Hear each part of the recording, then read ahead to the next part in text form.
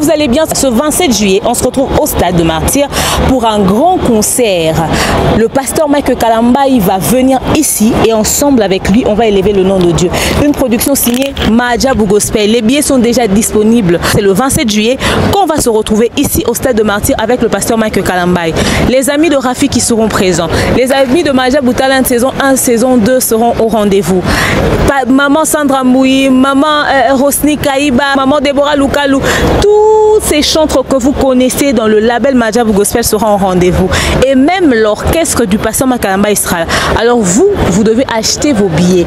L'église Corps du Christ, le peuple de Dieu, les chrétiens, les non-chrétiens, toutes tendances confondues, nous vous attendons ici ce 27 juillet 2024 au Stade de Martyrs. Attachez vos ceintures, on va entrer à l'intérieur. Vous allez voir, Mahadjabou Gospel prévoit un truc énorme. Pasteur Nabino, ya Mike Nabino, le pasteur Mike Kalambaye, il va vous livrer ce 27 juillet 2024 ici au Stade de Martyrs. Déjà la billetterie est très ouverte, ok? Sur Kinshasa. Alors j'invite le peuple de Dieu à se concentrer sur cet événement parce que le Saint-Esprit sera au rendez-vous. Bah église Nyonso ya ville à Kinshasa, les pasteurs vont acheter des carnets de billets pour leurs fidèles. Des fidèles vont acheter des carnets de billets pour leur famille.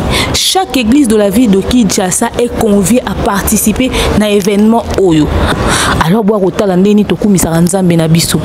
l'homme de Doxa vous invite ce 27 juillet 2024 au Stade des Martyrs.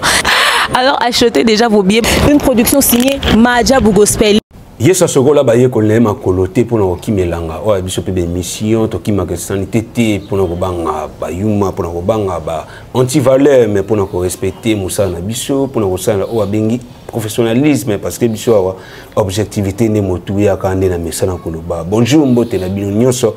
Oyo besoin belé pour Hollanda émission kitoko oyo grand déballage une fois to elibino basangwa kitoko to elibino analyse objective kané bomisana kozela la biso ka ndenge biso pe to misana ko servir bino ça fait très longtemps oya ça fait quelques jours pardon na koloba oyo to tuna raté surtout ngai jefté blanga maloba oyo na yaka susu liboso la binoté problème de santé bino mokane boyebi mais lelo nzamba salingolu to el sur liboso na bino ensemble avec la coach de Mère Nyangi oyo belé bazali komi tuna ali wapi akoyate lelo tozana encore une fois na plateau awa pour analyser mais lelo to vana la mingi passage ya kulutu la biso Yves Kamala na plateau ya marketab na dilondole vie vraiment bimseli ba matière ebele oyo zo senga ko bimsela ngope bwana pour analyser pour koya na lumière koya na éclairage et pas wapi molili ezali mais avant to kotsa la coach de Mère Nyangi na plateau oyo yo klisa lumia o azwami na sima ya caméra en même temps na réalisation na senga na yo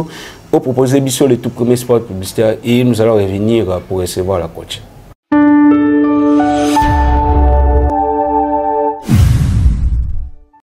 De nos jours, l'hygiène intime est une priorité. Voilà pourquoi Maliane vous propose des produits d'hygiène intime à base des plantes naturelles testés et approuvés dans les plus grands laboratoires dans le monde.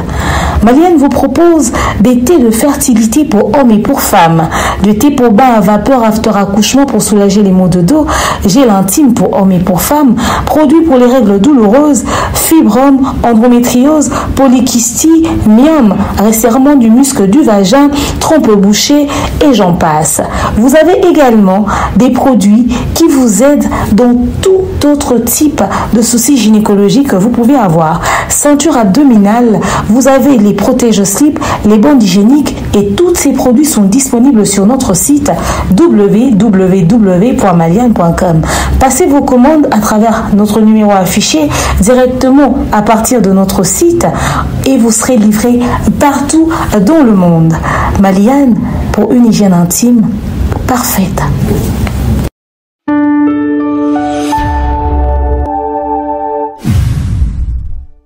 Voilà, je m'en vais directement pour dire bonjour la coach.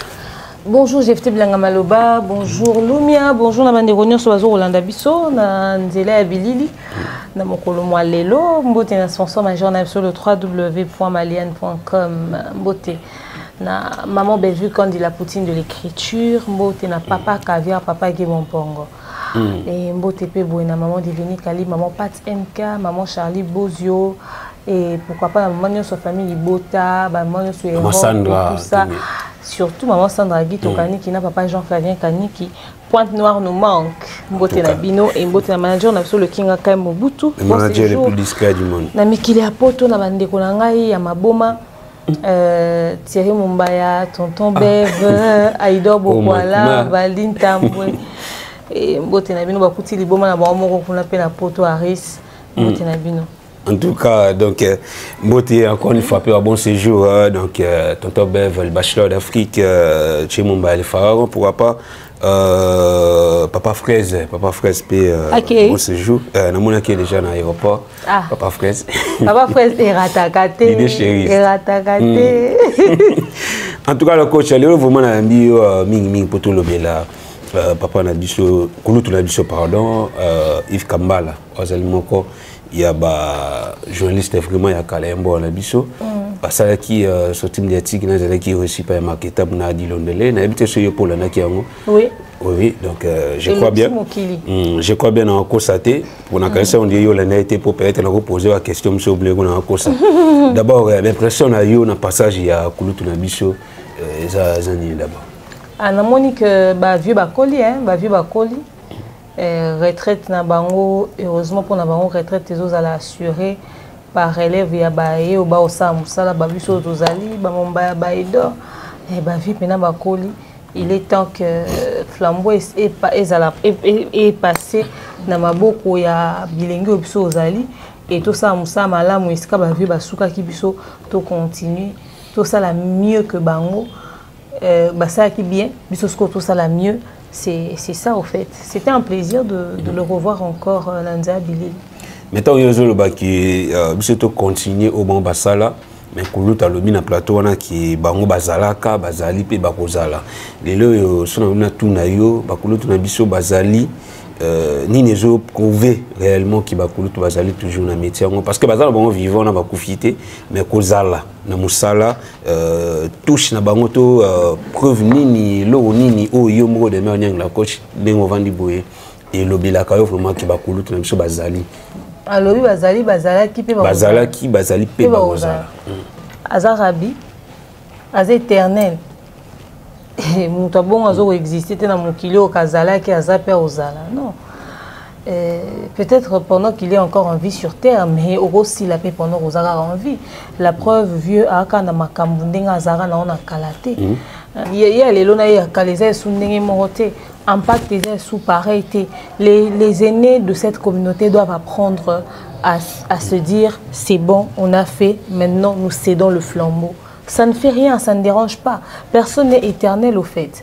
Au comme à un moment où aux alalisouté, bah vieux bah se maintenir en actualité, mais bah zalisou sous actualité, mais bah se maintenir. Chose qui est bien, ok. Chose qui est bien, l'on y est là que ça va que bazati les lots parce que baza envie.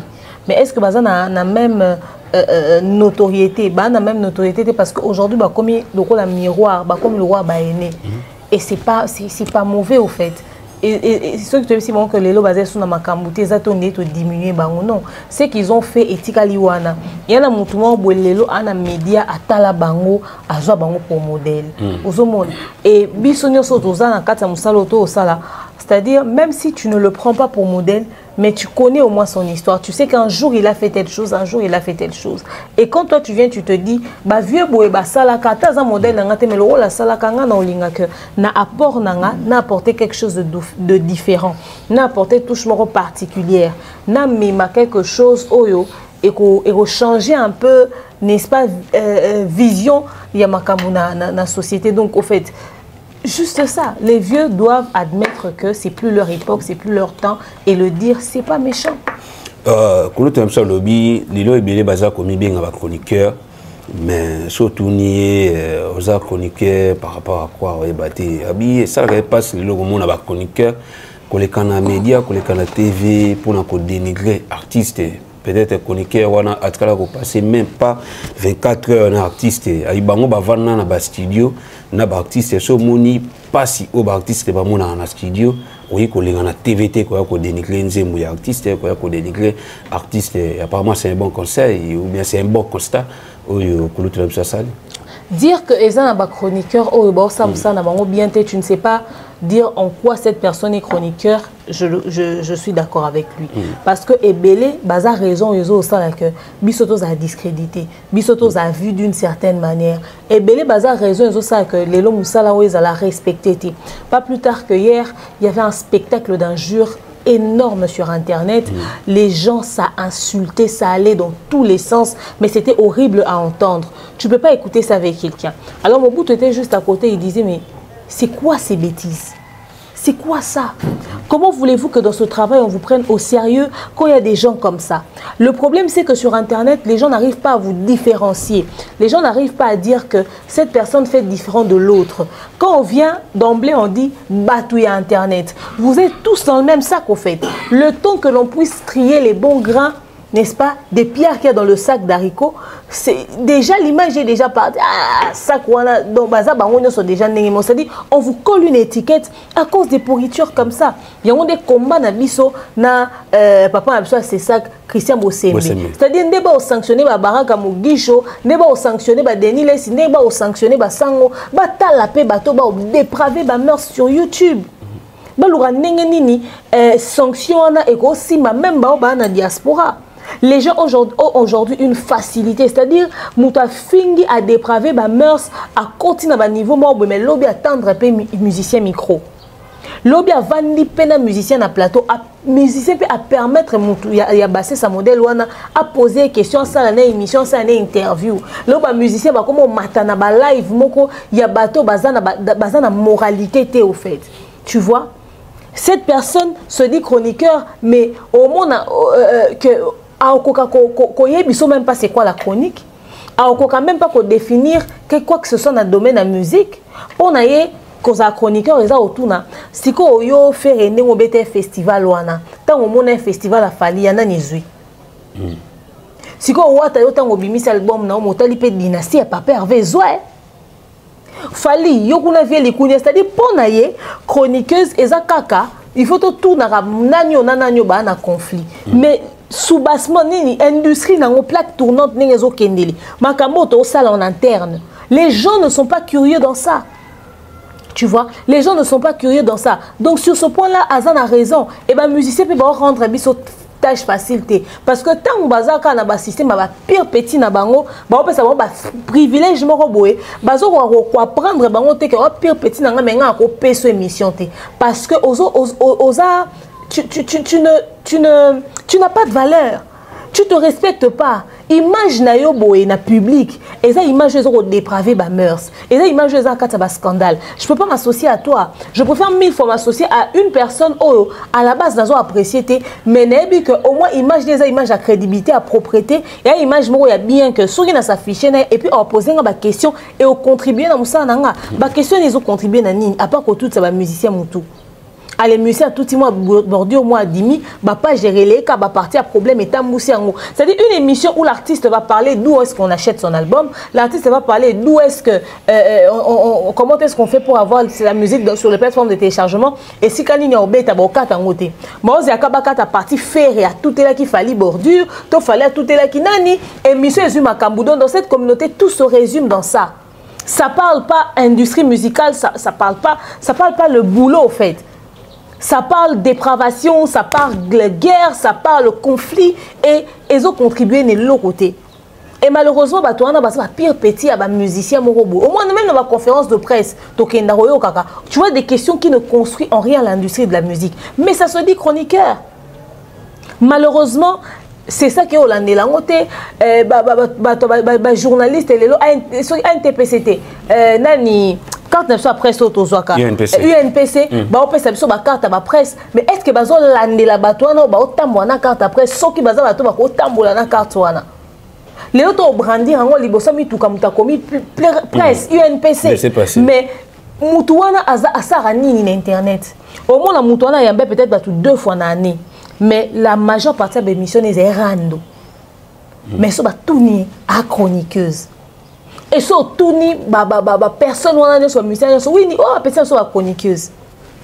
Tu vois, ça ne nous aide pas, ça ne nous rend pas service. Mais après quand il dit que au moins on soit ko dénigrer on n'aura pas si musicien, on a un studio etc.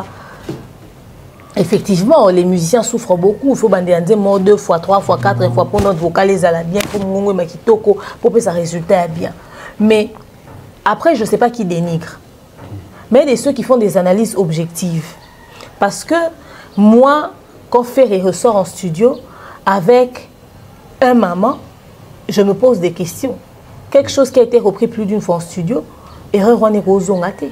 Tu vois, na yé na bazé na studio, bakoki ko récupérer erreur on a été. On fait une critique objective pour permettre à ce que les musiciens, que les heures au bazo repasser na studio, elles sont rentable pour la carrière na bango. Est-ce que vous avez Kolukabeuse? Ah papa, au Lukabeuse na œuvre au lobby. Et qu'on a nominé les Sikamo. Parce que je me souviens, même dans le quartier la terre, quand je fais le vidéo, à maîtriser la langue française, mais animateur n'a pas que je rappelle que j'ai besoin de mon équation. Mais Kofi était là pour nous dire non, l'équation, l'équation. Mais les cas, il est l'autre. Bon, après, tu sais, le pourquoi de tout ça, je ne sais pas trop. Seulement, peut-être qu'à cette époque-là, il y a mon père vieux. Peut-être la maîtrise. Parce que si nous avons une équation, mais il y a une équation. Tu vois, peut-être que y a vieux na minute où on a musicien nae tant à l'oba qui a ayoka quitté. Azen na maîtrise ya et l'eau bimé ou anate. Ya ou l'eau wane tikala eleka. Voilà pourquoi on demande à nos musiciens d'être un peu plus regardants. Soki tos lobby en lelo. Peut-être que Babylone on soit bimina berreur te pourquoi? Parce que tout ça qui remarque na wana. Ndesali que musicien mususu. Ah bien, keba na lingite na se retrouver na miniature pour na qui L, na place ya I, na O, na place à U. On comprend. Peut-être y est servi, mais servir na mon tout so banga se retrouver critiqué pour na ba faire un modèle wana. Tu vois? Donc c'est pas parce que les gens passent des heures en studio qu'on va pas leur dire s'il y a des failles, s'il y a des erreurs. OK? Et surtout si le produit sorti du studio après autant d'heures de travail ne correspond pas à ce que le marché recherche. Donc, aux on a critique, mais dans un sens objectif pour permettre que l'artiste lobby à travailler mieux sur ce qui va aller passer son temps à enregistrer en studio. Tu vois? Mais en ce qui concerne les chroniqueurs, je pense que dans ce sens-là, il a raison. Nous sommes dans une désolation énorme de voir comment est-ce qu'on va au Maram. La coach Racine, il y a un manga et bota jamais bitabé et bota manga. Si. Les locaux mon ba chroniqueur antivalère oh les loba na bêtise na chronique moi na biso. Est-ce que ça été parce que moi Yves Kamala ba Zakai ba chez les autres que ça là déjà ba Racine parce que la plateau kuluto lobby que bangoto bano ya ba Sankara ya lobaka qui veste où il y a danger to betendu les dangers. Les autres dans la plateau na bango. Moi, j'ai beaucoup d'émissions à Kala on animateur qui les gars na TV. Et on a des émissions belé à Kala ils ont en internet. Via lui pas bango ba no finga. Au moins et loko bango ba traiter d'injure et pas un biso. Eza au bango pe ba sala na ba plateau na bango. O tiki mutu a dénigrer musicien mususu. Ba Sankara bazo les cas dénigrer JB. Mosaka oleka dénigrer wera. Biso lelo oko lobelo ko moko boye ba benga ngo dénigrement pour to lobi pour vérité. Mais deux fois ba Sankara bazao ça ba pire. Biso ko tutoza na biso ba porte-parole ya ba orchestre te. Biso to ba analyste. Mais au moins on entend ba pesa biso rapprochement na bateau bazaki ba employé ya ba orchestre. Obino lelo biso tango tozala ka biso tango to banda ko sala. Chose qui n'a rien à voir.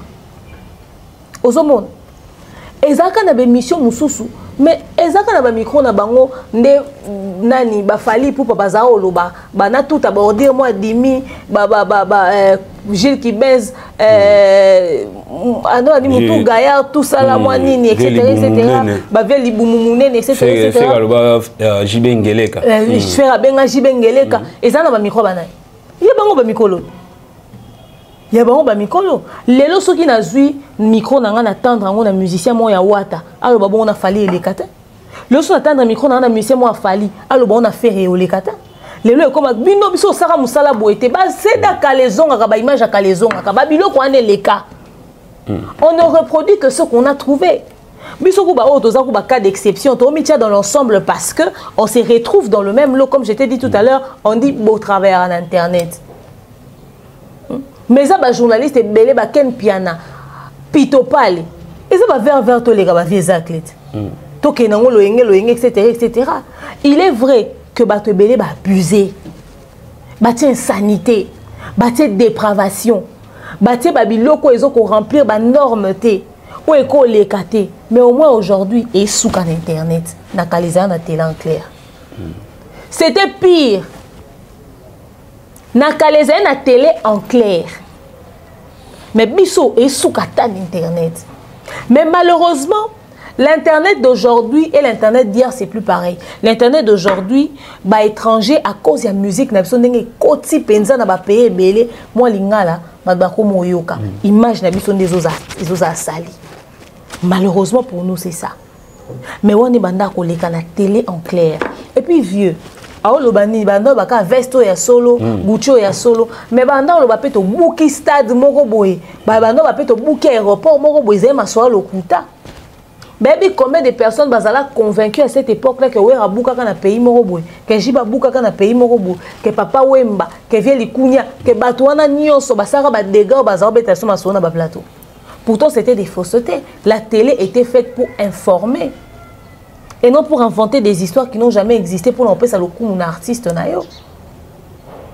Bah des informations on a des salles que l'élo tant bah ça débat musique bah vient sur bah sala exploit est belé auto beta li solo que bah vient biso bah sala en réalité bah sala on a auteur ya obanda o lobilate parce que muso ezara ba kosa leka to lexa moi munga moi dimi et puis ça ka elengi to lexa sucre et puis ça moi elengi ezaka ba exagération scénique histoire on peut ça m'amener lo na yo jamais ko lo ba ke sala même qui.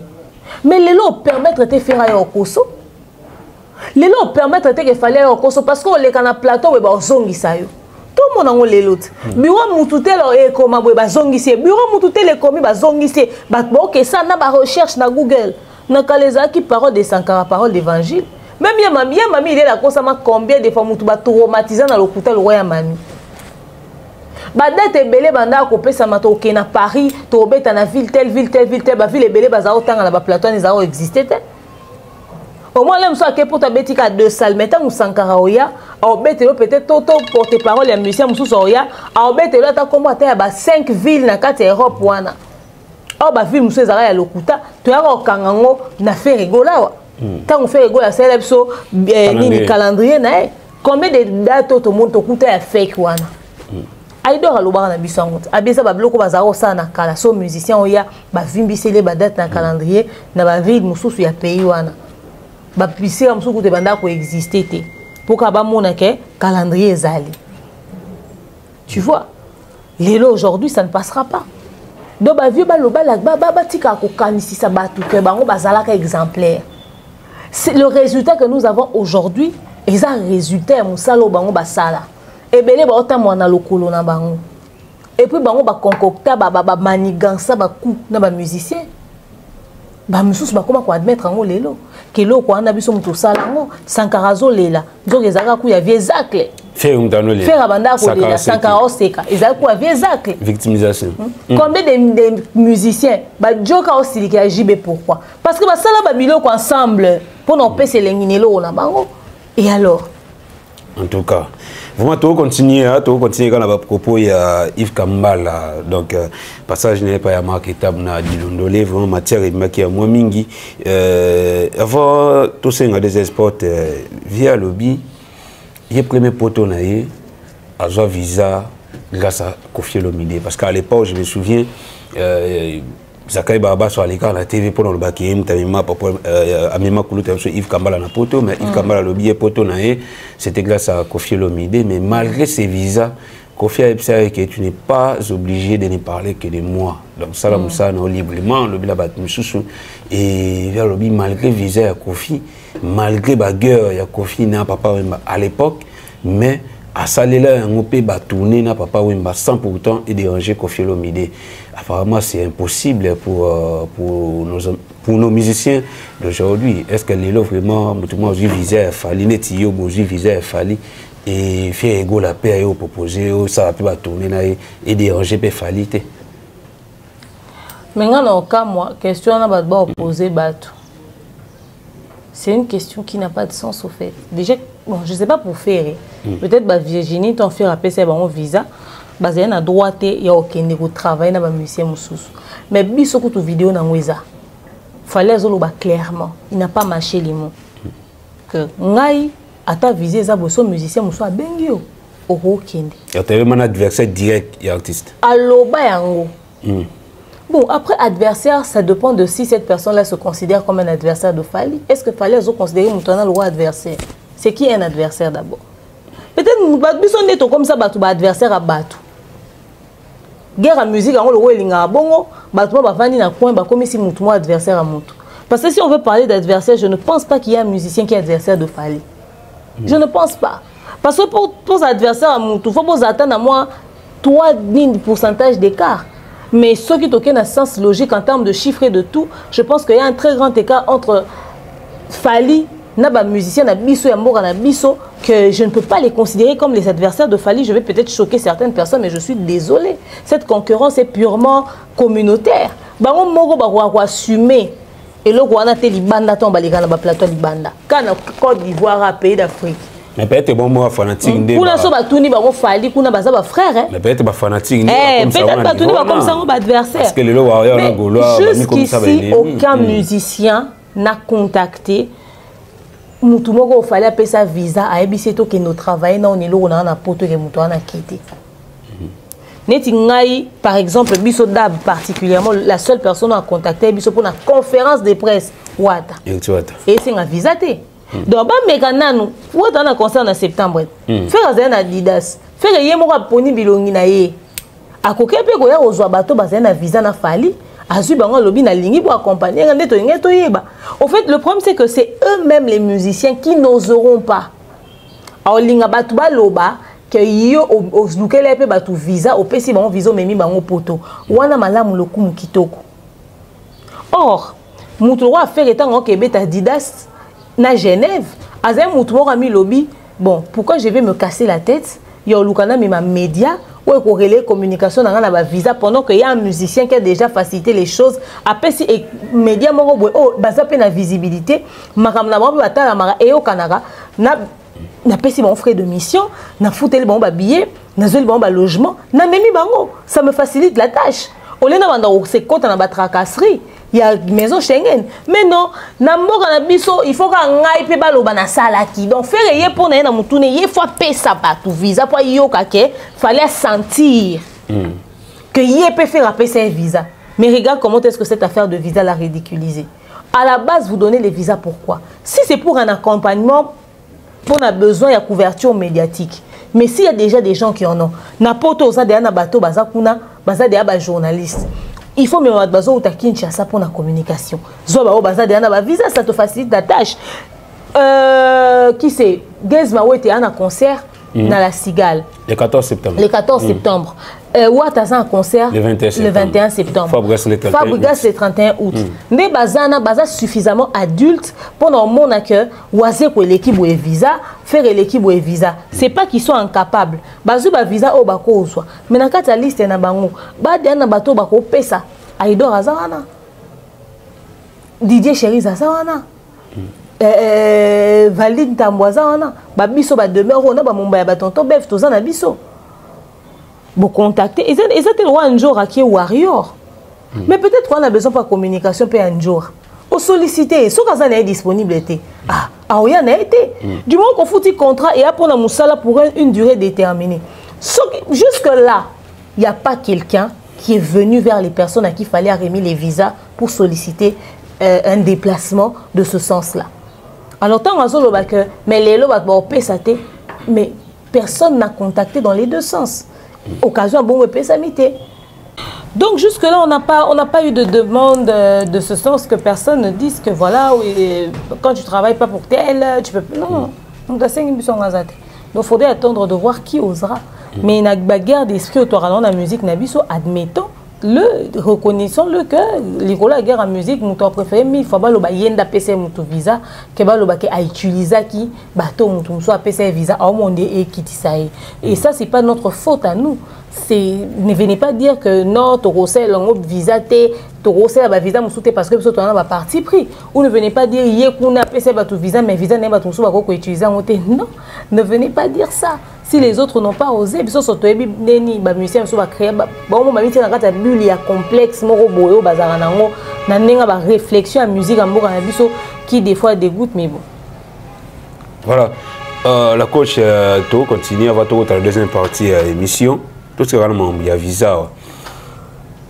Quand tu as biso Yves Kambala lobby et ni ko le batté que soit PCO visa au comme ça musicien comme un dieu comme ko senzola ni ba le baga donc ko senzola et quand tu as lobby lelo yo komona bandeko ndenge bayaka babiso bantoage afali quoi pour le bakino fallait être les seuls musiciens congolais ou à disque d'or certifié par les SNEP, fallait les seuls musiciens congolais ou à réaliser et logo boyer réalisation boyer songolo pakala alobi et c'est important quoi pour le baou na média quoi qu'on vanter na o fallait comme mérite on ne sent pas l'amour dans ça et ça va bloquer je créer la polémique. Est-ce qu'à l'époque ce n'était pas le cas? Déjà, en ce qui concerne le fait que Visa, les ont poussé Batou, il y a qu'on reconnaître grandeur à Fali. Moi, seule personne où on a monité ça l'émission, oh, l'obéla exploit à Fali, il y a Mamie Lila. Il y a Mamie Lila, non, on a monité. Mais bandero nyoso batikali tout ça la émission to loba na caméra. Sans quoi ba solo à Visa, tu reconnaîtras qui est Fali. Et les mêmes à lobo to loba quand on sent qu'il fallait au pesa ka batu visa il y a to loba lelo. Donc moi je ne pense pas que c'est qui motive les gens à venir parler de la grandeur de Fali et à Visa. Parce que to baki si mou mwanelo ote. To za rande to zala. To za rande to zala ka au fait. C'est les gens qui nous regardent avec un œil différent. Et ils commencent à vouloir justifier ce qu'on dit aujourd'hui par rapport à quelque chose. Or, peut-être même que les missions tout ça là avant visa et l'équipe même les missions tout ça là après visa. Peut-être même que l'équipe.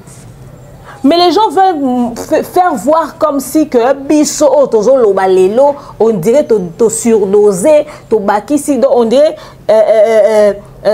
viser comme la corruption intellectuellement il fallait sali biso do akangi biso munoko ça n'a rien à voir to et comme on dit fardeau mon a dépend la biso que faut kato kumisa fali c'est faux ça.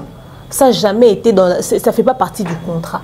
Le contrat entre nous et Fali par rapport à ces visas c'était Nakabe no visa bandeko na ngai boya kotala ndeni na obeta mikili ya poto comme ça tango bo beta liso na ngane bo beta ka bozana maloba ya solo ya koloba ezala te po soto ya kokumisa ai alors soto keto monika tondisi to ya loba ka tondisi ya solo jusque là il y a aucun musicien sur le sol européen qui a rendu un concert na niveau ya Fali blo Yves Kambala boya yango biloko boya oyoka to loba soto malembi ba okite to ganga to loba makasi.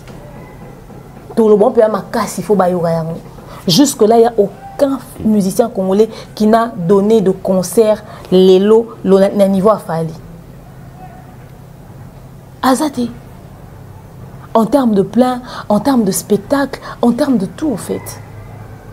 Quand on parle des événements où il s'est mis sur le sol européen, jusqu'ici, où il n'y a poto et a un concert à Fali.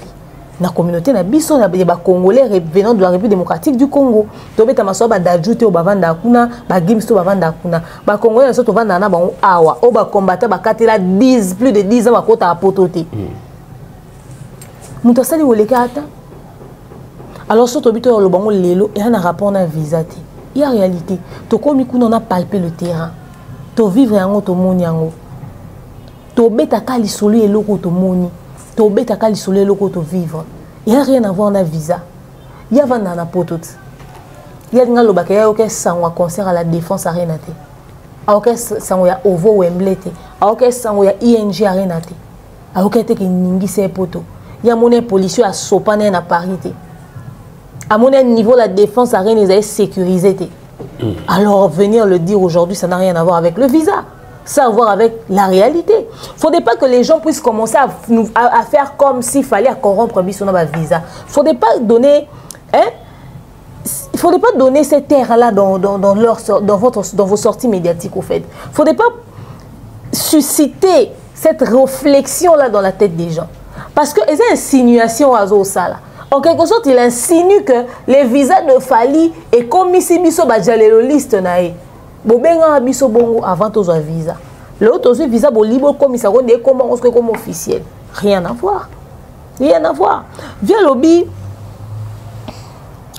Deuxième question, non, via lobby. Ils ont commenté l'espoir artiste. Il y a des autres polémiques parce qu'on ne sent pas l'amour dans ça. Comment il définit l'amour? L'amour a été kimia, faut kimia ça là. Tu sais, excité. Dieu a tant aimé le monde qu'il a donné son fils unique. Suis bien. Dieu a tant aimé le monde qu'il a donné son fils unique. Ok? Mais Dieu a tant aimé le monde à tel monde d'amour qu'il est à maman, pas ma bomi Sodome et Gomorrhe, pas ma bomi Mokili. Le fils unique nous aime tellement. Il est venu pour nous. À Betino Batuna Temple. Parce que mon équipe bossa buzo banda watata na eba oteka comme si on wenze à Beti. Maké kou fait la bonne épouse. C'est toujours le Dieu rempli d'amour qui a réagi violemment. Vous comprendre?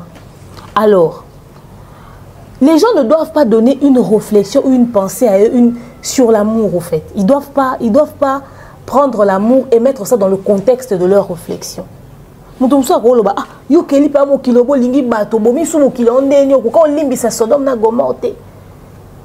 a tant aimé le monde, il nous a créé Adam et Ève. Mettons que les gens appellent ça Bengani Bango.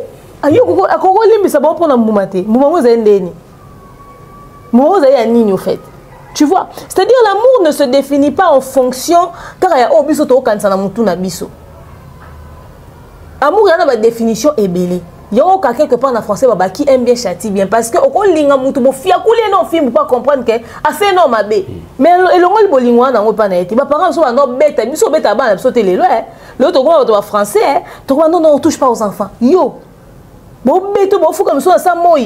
Ba papa musu so bête moi na sopele mai na nzoto bête na ceinture on est moyibi. Ba musu ba bête ba na ba ki pilipili so bête pour mo boule leki. Mais tellement moi na moko sa fièvre ne on ki manimba en hôpital. Ça veut dire que tata auto beto na minute bando ngote. Et ça ba parents ba pimi ba okolia to la nzala. Deux jours moi na lia atena ndako pasa mabe. Yango comme ça biso ba auto za to ba fruit nango. Mais mutu musuto na auto na obete boy moi na mbanda. Moi na mutu. C'est-à-dire l'amour ne se définit pas en fonction de ce qu'on raconte. Quand on a les réseaux sociaux pour reconnaître on ne sent pas l'amour dans ça. On sent l'amour où? Quand on ne le dit pas. Quand on ne le dit pas. Peut-être mais on s'en fout de ce que les autres ressentent dans ce qu'ils entendent. Ils n'ont qu'à donner le bon résultat et on va leur dire félicitations, un point très. Est-ce que la place ça n'a pas été se contredire parce que les bosso et moi le lobby qui basaka des coups tata banou na plateau naie on a quoi kolobaki non to bukaki. Tu vois, c'est-à-dire que ba vieux ba na contradiction quand il s'agit de Fali. Kokumi c'est l'eau comme ma beka quand il s'agit de Fali. Mais quand il s'agit des autres c'est normalisé. Parce que moi le basaka bana quoi ko. Quand bazalo comme ça bilo que c'est ma bête bazalo le babexo na bonso le to le babexo Fali. Bali ba le babexo Fali tant waze bembe na kata cercle batie bona kati soki pe ba olela ga wa pipo na zo bate espace ni ozara munene pour na olela grandeur a Fali atana kimukolo nae. Tala papa mona âge à kufa. Tala ndi matange uta Côte d'Ivoire. Tout le monde a une minute de silence partout dans le monde hein. Si vous avez un au niveau, il fallait à commis. Photos à Falia, Zanakata, certains de bâtiments, maman blanche, tata Raphaël, peut-être c'est martyr, attendez ici martyr, tu vas dire si vous avez un bête avec expert à mon toit, à l'allié bébé. À tes olicolo, et au servir d'un nini d'expert. Botika papa nani, il fallait pour pas que vous visitez le monument, moi, où va saler la République démocratique du Congo pendant qu'il est en vie, à sali selfie. Bactère américain États-Unis, mais keko, kokana bango za na kati États-Unis wana, au moins na moussa que États-Unis a kangi photo d'acteur américain, acteur américain, et là ba statuette na bango ba tiela bango na kati da ba mboka na bango kuna. Soki to sali statue moi bango na bandal pour na fali esani. Parce qu'on a sali pour la musique en mboka na biso faut reconnaître qu'il mérite ça. Comme ça, mon Dieu, toi qui n'as pas photo ni à papa, on a envie. Il fallait qu'on a photo na statue na pendant qu'il est en vie. Il faut tomber ta masola ba expert. Yo kasi ba musicien so ba kufa wana bazana besoin yo kango de leur vivante. Il fallait qu'on dise à papa quel point on l'aimait. Le nom Marie Missa comme ah Marie Missa mu soki to loba kine yango de son vivant. To la ki ça qui est NT. Pour communauté finga mami soki mami ya bat. Marie Missa est traité de tout.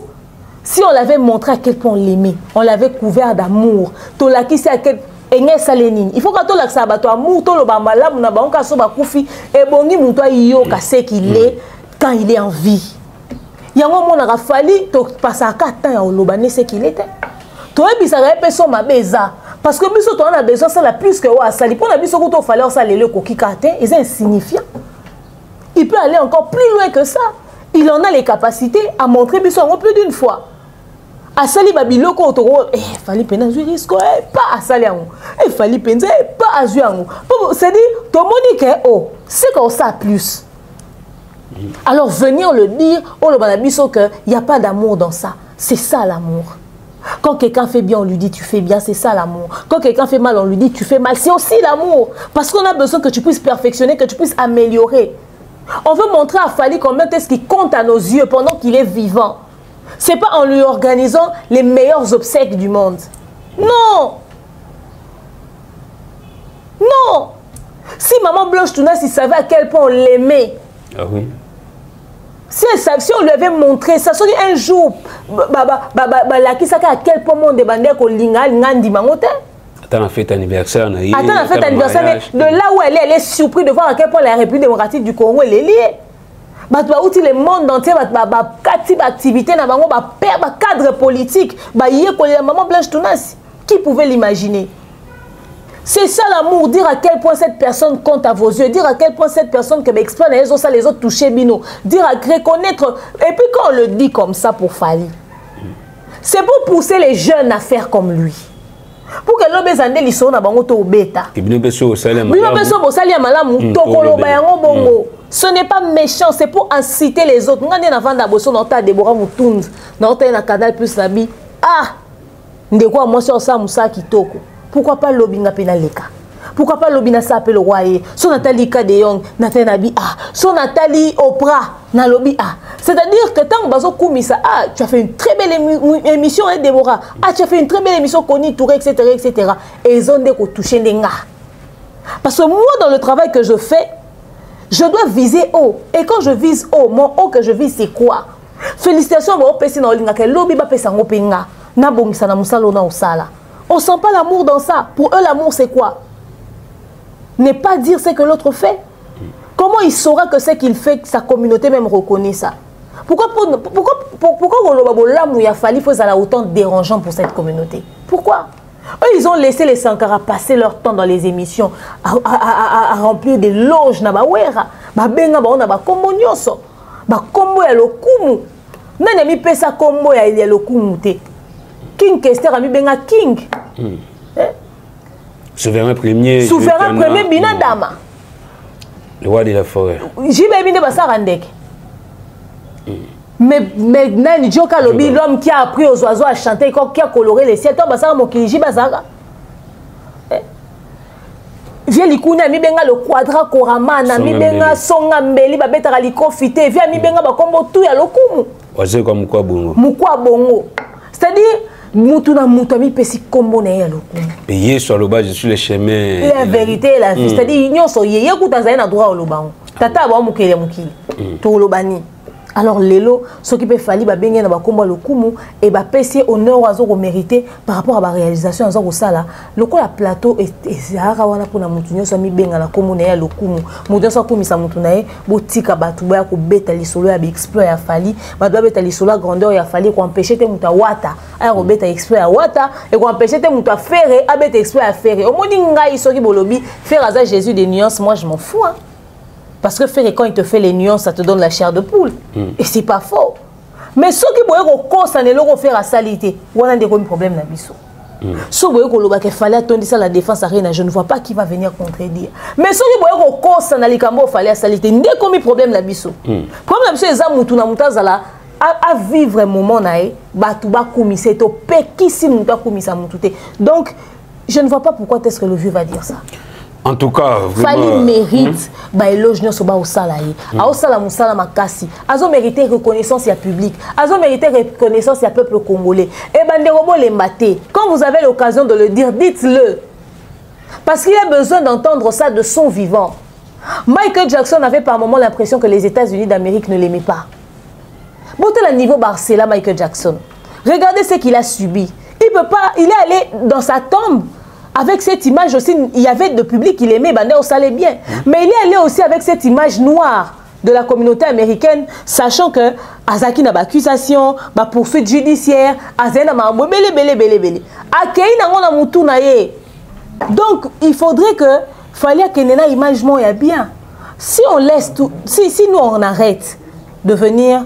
Si les exploits que Batbazo reconnaître a fallu, ils ont mal perçus parce qu'on ne sent pas d'amour, etc., etc. Je ne sais pas si on ne sent pas d'amour, à quel niveau. Si on ne sent pas d'amour, on sent quoi? La flatterie. Ceux qui battent parce qu'on ne sent pas d'amour, battent pas au fin, battent au dénigrer l'exploit au sale. C'est quand les gens viennent le dénigrer qu'on sent l'amour. C'est quand les gens viennent dire du mal de lui qu'on sent l'amour. On sent l'amour où? À quel niveau? Parce qu'on ne sent pas l'amour, mais on continue au fin parce que c'est en le dénigrant, en le traitant de tout, en méprisant ce qu'il fait, nous on va sentir l'amour, non. Ça c'est des bêtises. Ça. En tout cas, vraiment, tu continues l'émission à Bisso, au Salaka Mounene, au santé, bien. Que vous avez basé, mais les kinj, comme le roi Gratano, qu'on dit, vous avez posté une publication sur les réseaux sociaux comme bien à la mise. Non, bon côté. Bon côté. Donc, les salauds, mais tout un espace publicitaire, tout le monde.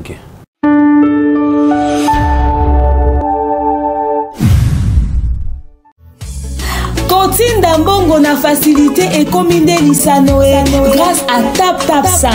Et oui, ma communauté, vous êtes en Europe, au Canada, aux États-Unis et vous souhaiterez envoyer de l'argent vers la République démocratique du Congo ou le Congo-Brazzaville, c'est très simple. Téléchargez l'application TapTapSend, demandez le numéro de téléphone de la personne à qui vous voulez envoyer de l'argent et rassurez-vous que cette personne a Orange Money, M-Pesa, Airtel Money ou MTN Money. Prenez l'identité de la personne qui est enregistrée avec son numéro, notez-le correctement et surtout, mettez le numéro de compte associé à votre carte et mettez par la suite le montant que vous souhaiterez transférer à cette personne. Retenez ceci, dans un système, il y a code promo. Ce qui est code promo demeure, D-E-M-E-U-R-E, allez, tanguyo okosala envoie yakotinda mbongo okofuta kaka 0 frais de transfert. Le corona akoyama mbongo en toute quiétude à partir ya téléphone naé et cette personne pourra se diriger dans n'importe quel shop au coin de son avenue sans avoir besoin d'un code. Juste aller et retirer rapide, fiable, sécurisé et très simple. Tout cela grâce à TapTapSend. Avec TapTapSend, pas de problème de connexion, pas de retard. Une fois au Tindi et commis, tu tapes et tu sends. Code promo demeure. Recommandez-le à tous vos proches. TapTapSend. Ah, l'équipe en haut tout quoi.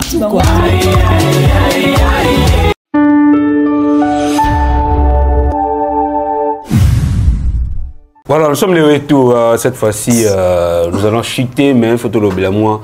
3 ou 4 matières que nous Yves Kambala, vous comprenez, quand on a une début émission, cette émission est spécialisée dans le propos il y a Yves Kambala, dans le passage il n'y a pas Yamaketab na dit l'onolé. La coach a tout le bela que nous tournons ici, bah volonté na ba mérite a fallu pour pas. Mais le bel moment le bi fallu a créé carrière solo na yé na slogan to philosophie à respect. Respect grand pao, respect na bakulutu afinga mutute. Mais le bi na bandeko o bazoya pemeni a fallu pour pas. Bino bozoya ba communicateur, ba communicatrice entourage les londe ba ya ko abuser, ba ya ko bebisa oyo artiste ya lona.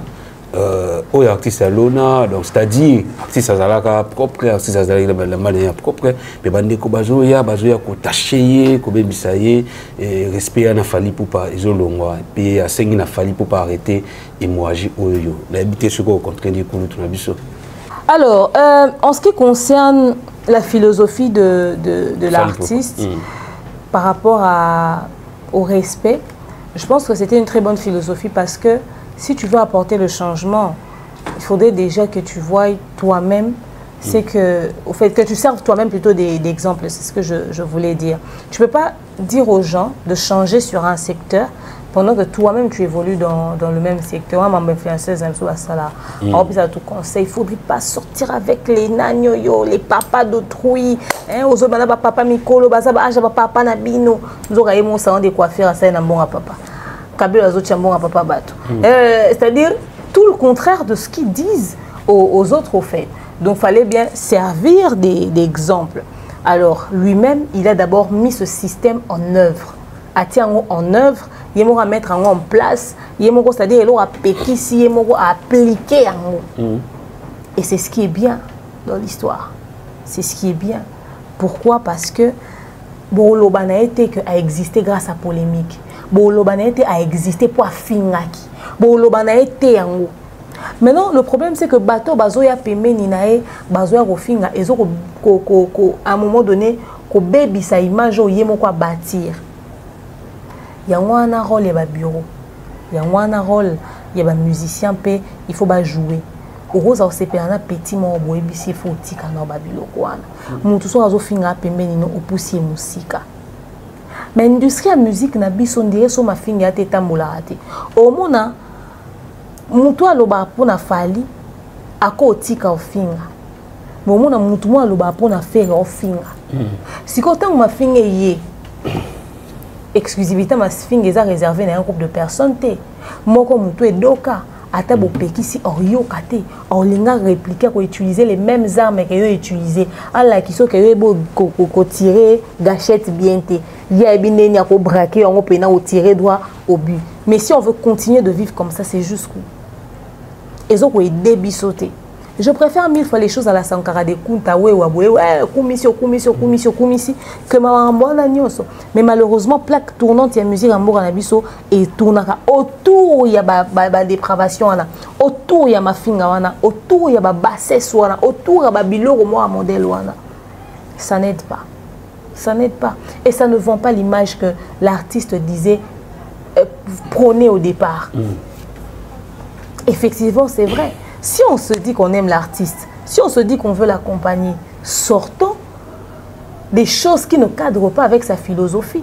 Oui, puis j'ai oublié ça, il a fallu l'être bimaka lobby, ba désolidariser na ba anti-valeur wana, parce qu'ils ont cadré la philosophie na yé té. Alors ceux qui osent pousser na permis artiste, il faut cadrer la philosophie na yé. Parce que ceux qui nous permettent de faire au fin, on trouve normal et cadrer la philosophie na yé.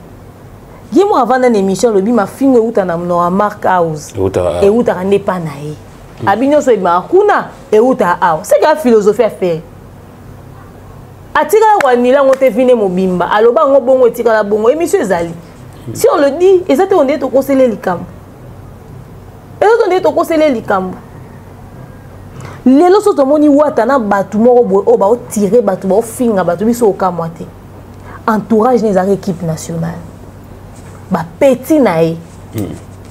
Yo moni nazaki surpris na live à autant ça dernièrement. Nazé surpris quand on chasse le naturel. Il revient. Batu ba banana evre bango. Batu ba banana bango na ya vient na bango vient à collège wana nyonso ya ben insulteur. À un moment donné il se retire. Mais quand on chasse le naturel, si ça fait partie de ton ADN. Si ça fait partie des choses où peut-être on se sentir confortable. Aujourd'hui, tu es en train de dénoncer. Mais tu ne peux pas dénoncer dans une émission et dans une autre émission, tu fais tout le contraire. Tu ne peux pas dire, moi je ne veux pas les gens qui insultent, moi je ne veux pas si c'est là, après demain on te voit dans un live, au Tani Bango et Belé. Tu leur offres toute une émission. Pendant que à la base, on prenait valeur. Même si dans une émission, salina ba fingiti avant yo ba outé au live mo ba fingaki après yo c'est l'émission bo finga carrément t'affiches pas avec eux, tu vois. Il faudrait te réfléchir à l'image ya ba artiste na biso il faut tout réfléchir à ça, c'est très important. C'est très important. Surtout, mon droit fallu abîmer na image, il y a respect, il y a ma fingate, etc. Atika vandela bordure, tout à bordure, ni ata bordure na sima, abîmer la logique à droit chemin, il y a prôné ma valeur. Il faut des biso bateau to ba. To soutenir to lingarae. Quand je dis biso, je ne parle pas forcément de moi. C'est-à-dire, je parle de toutes les personnes qui croient en ce qu'il fait. Il faut que y ait une image où ils correspondre na réflexion na au fait. Des fois, il est insulté parce qu'à côté de lui, il y a peut-être des personnes, vous n'êtes pas proche de lui, hein, mais le fait que vous l'obé la cahier, comme quoi associé en naïe. Et monsieur, ça peut aller à considération, à s'afficher na bino. Il y a déjà besoin d'un entourage. Tu vois? Même si on explique aux gens que, oh bon, mon qui peut-être vidéo. Dans la vraie vie, boy. Moutou avant d'en fallu on a te babeta ma solo azate. Moutou dit ma bisoté. Les gens vont se contenter de cette petite vidéo qu'ils ont vue. Ah oui. Et ça peut avoir un impact sur l'image que les gens ont de lui dans la société. D'abord tout na apesa ba mon visa. Apesa nos visa sur base de quoi? Avant apesa nos visa bo fingaki. Après qu'on soit visa bo seni bo fingaki. Et puis quelle ma finga? Somme.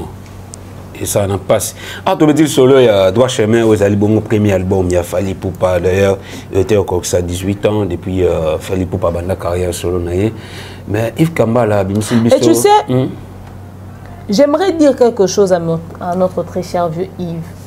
C'est injuste de venir le reprocher qu'à Fali. Comme quoi, Bino Batoyo, soy bozo a peu au fin, Fali a pesa une image à respect. Peut-être pour y a fallu. Et ça problème t'es. Je pense qu'à un moment donné, on doit être honnête. So il est l'eau. Bateau balobela fali batiko finga. Bateau faire botika. Bateau wata botika. Que devons-nous faire dans ce cas-là? Parce que tout le monde va finga. Bateau balobela fali, on en a besoin de répondre. Bon répondre on a eu. C'est vrai, c'est pas une excuse. Bah, obligé à répondre au cas de ma fille. C'est une manière de dire que le temps que vous prenez pour interdire aux autres, prenez ce temps-là pour parler aussi à d'autres. Bon, ça va que ceux qui vont continuer. Parce qu'il y a une normalité. Il faut même que le CESAC puisse jeter un œil sur ça. Il fallait arrêter l'hémorragie. Il fallait arrêter l'hémorragie parce que ça ne vient pas forcément de chez Fali. Des fois, on attaque et on d'ailleurs. Donc, au lieu fallait arrêter l'hémorragie, bah qu'il y ait une source. Bah on a fait avant na quitte ya lobby. Bah on a fait avant na quitte ya lobby ou taka et ou tara. Bah qu'il y a musicien ni se fait pas stopper l'hémorragie. Musicien tout azata na moi 5 batu ba finir la batu. Tout le monde a un soldat. Bah ben un soldat. Fallait ou taper si visa. Faire reconnaître qu'il dit ou en pleine conférence de presse. Faire reconnaître que nous sommes en pleine conférence de presse qui dit que image à valeur ni la société. C'est ça qui dépravé la merci. Nous avons une organisation de francophonie, franco-pédé. Et il a fait même pire que ça. Insulte sur les réseaux sociaux. Mais faire il a reconnu. Andimaye. Musicien tout. Il faut stopper l'hémorragie. Parce que tu as à charge. Il y a là qu'on a tout cas il a fallu. Donc, c'est-à-dire qu'il n'y a pas de fallu mouton à train de boire. Mais il y a des bossins à stopper l'hémorragie. Vraiment. Non. Voilà, je disais. Il fallait pas le seul à avoir de l'influence sur les gens. Les autres aussi ont aussi de l'influence sur leurs agents. Et puis voilà. Donc, en tout cas, l'idée est de se faire arrêter l'hémorragie. Mais si vous avez démarrer, ça a fallu. Ça a fallu. Mais même si vous avez reconnu que les communicateurs fait de manière très officielle.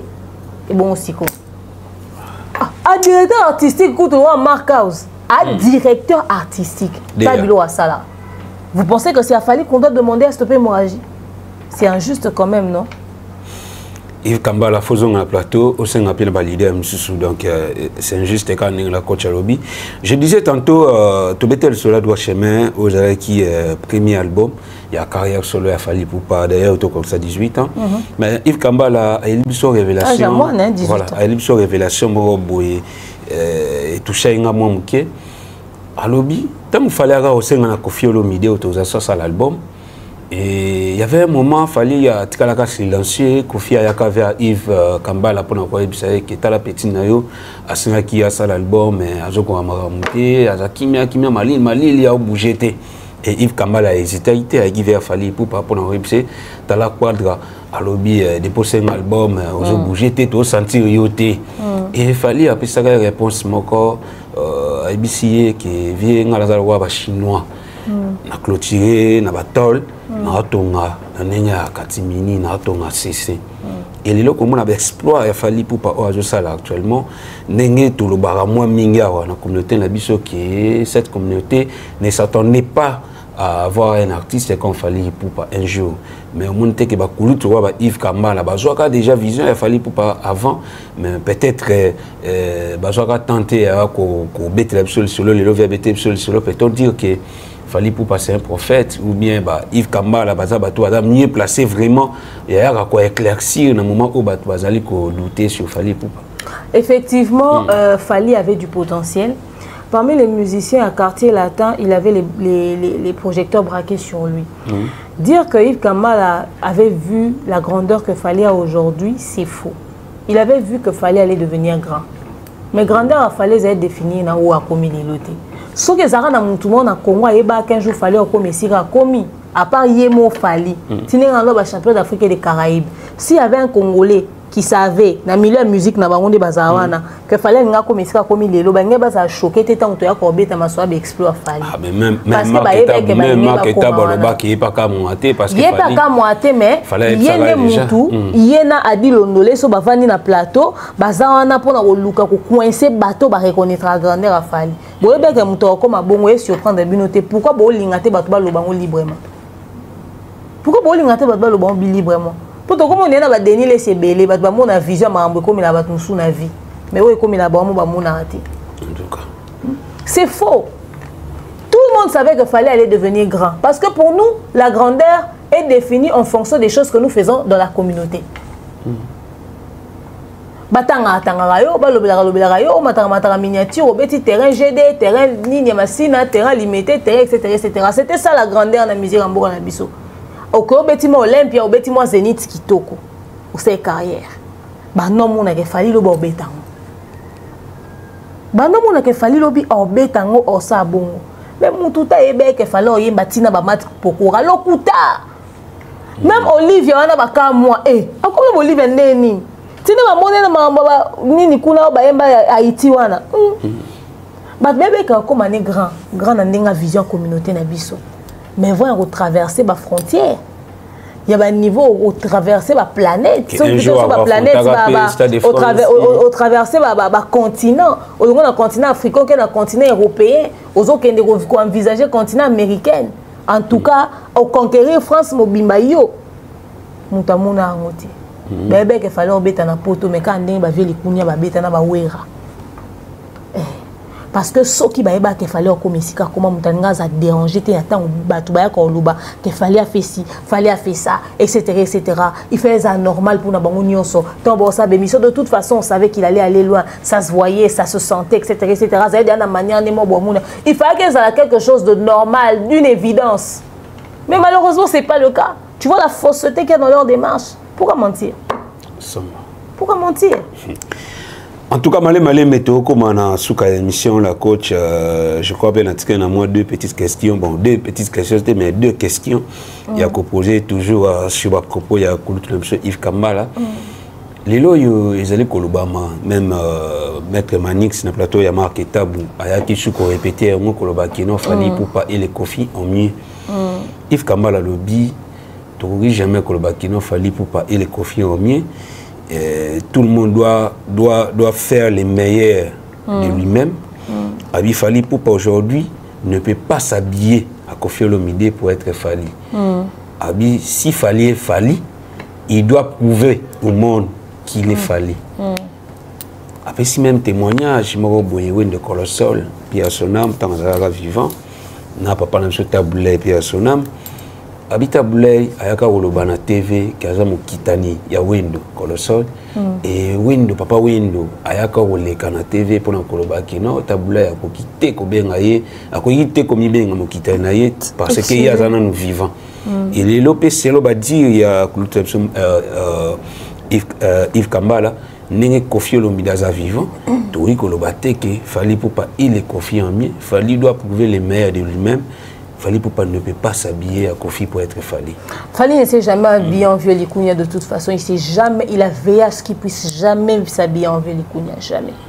Et il n'a même pas l'intention de le faire. Ça ne va même pas lui traverser l'esprit. Parce que s'habiller en vieux Likunya, c'est se porter la poisse au fait.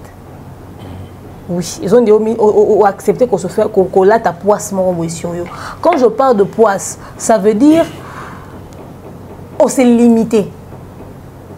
Quand je parle de poids, ça veut dire que tu t'es limité. Tu n'as pas vu ta vie plus loin que ça. S'il fallait se permettre de dire « je suis comme Vieux Likunya », mais quand on dit qu'il est mieux que lui, ça n'a rien à voir avec lui. Et puis cette référence, c'est nous qui la faisons. Référence au que Fali est le Vieux Likunya au mieux. Bisonné tout ça là, il y a rien été. Mais il y a mon ratika dans le bas, parce que on a mis tes poissons, on a mis kangi. On dit au mis le bité qu'un jour au coque musika. Un jour, au-delà, peut plus que ça. On se limite au métier de barrière, au fait. Oh, tu ne peux pas te mettre des barrières. Tu ne peux pas. Il faut mettre que la vie, au métier que l'opportunité, au ça la mieux. Tant qu'on le bac, ce qu'il fallait, mais que le bac, Yenenga Zawana, Azal Roi Vieux Likunya, ça veut dire que, amitié n'a pas biloko Vieux Likunya, ça n'a pas faille, n'a pas gaffe, ou ça n'a parcours. Allah tient au pénal mon con. Il y a des fardeaux, il y a des charges. Bisonde toloba que fallait faire mieux en termes d'exploit. De tomber dans les sons. Il y a beaucoup à sa bia na ngoti. Donc les bino bolo bara bon c'est bino ne bola ça fallait ba fardeau. Te biso la tsagete, biso beta li solo ya ba exploit. On se limite au niveau des exploits. Tokena na ba débat musuté. On parle de réalisation. Tokena na débat musuté. Justement voilà pourquoi on reste sur les exploits et les réalisations. Tu vois, Fali ne peut jamais dire ça, Fali n'a jamais dit ça, Fali n'a rien à foutre au fait. Fali a fait son temps, il a fait sa carrière, il a fait à Sali, à ligné nae, à Sali Maamnae. Au bon, avec vision à Fali, à différent, la vision avec les Kounia dans le quartier latin. Rien à voir. Fali ne va pas avoir une Cindy. Il ne va pas avoir une Cindy dans son orchestre.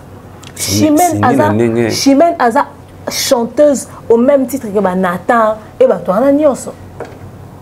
Fallait aux en Cindy le cœur mort boité oyo à ozoyer à olatissa orchestre tout commence à tourner autour d'elle. Non. Fallait aussi là bon. Il fallait aux en Cindy moi boité dans la deuxième fonction et Cindy à non. Deuxième fonction et non seulement mais ça. Mais Cindy a chanté ça.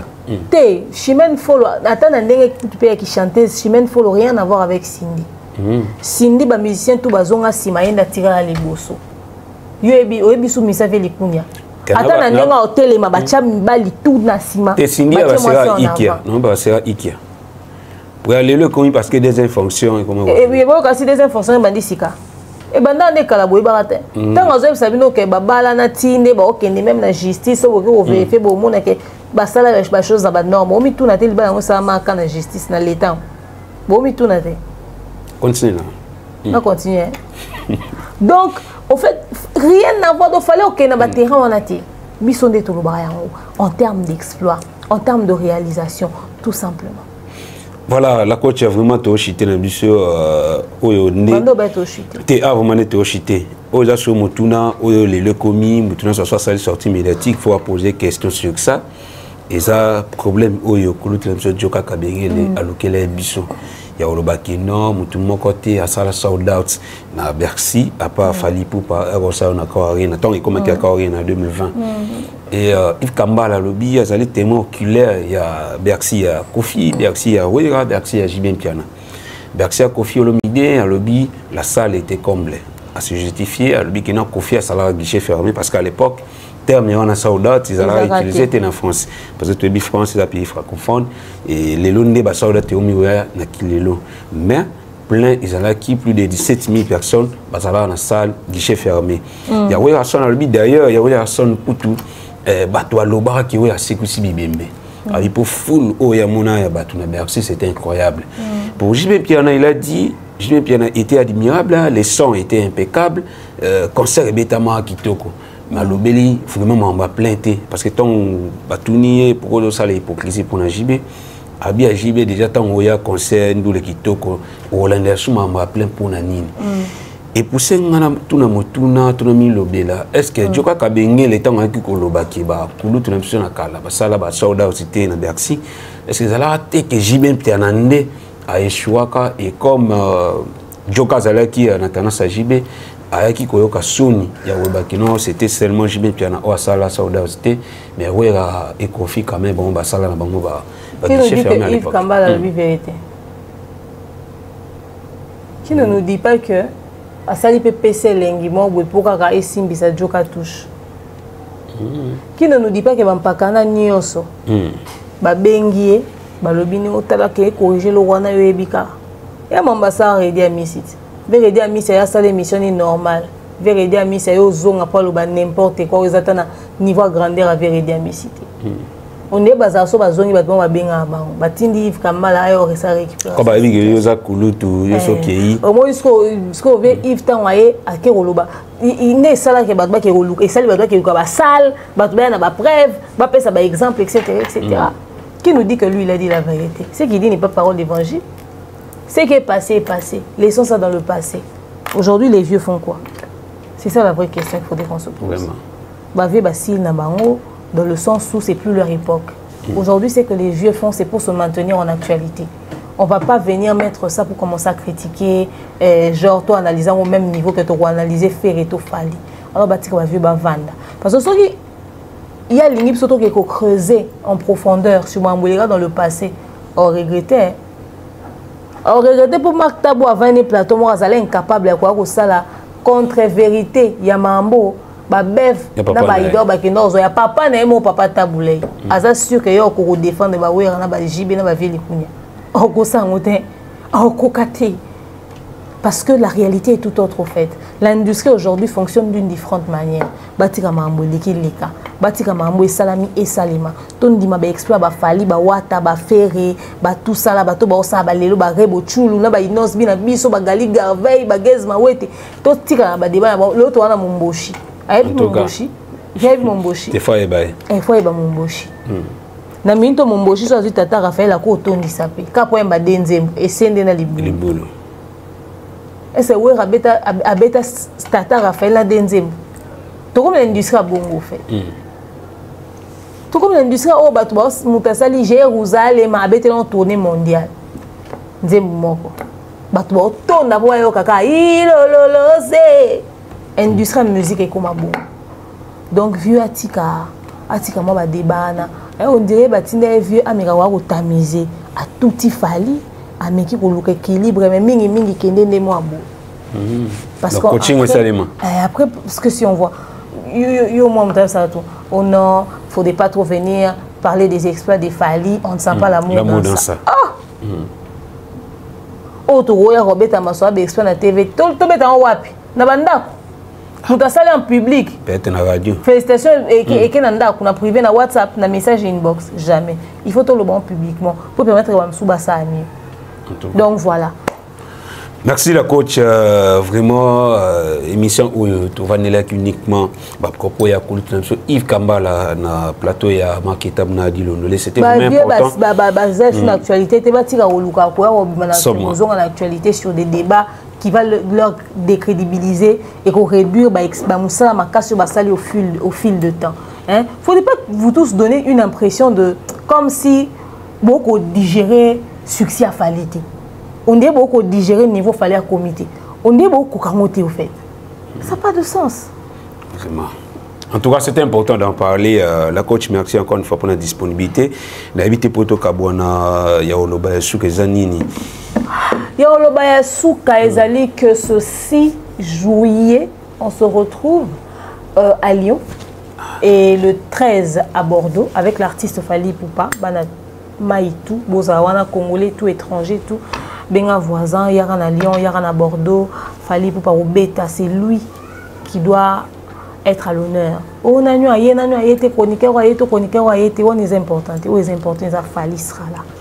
C'est lui que nous attendons, c'est l'artiste. Déjà, on va 25 fois. Ok. Et autre chose encore, En Italie, il fallait encore un événement là-bas. Déjà, félicitations à l'artiste pour les festivals. Ça s'est très bien passé. Le spectacle était bon. Le son, tout, c'était très bien.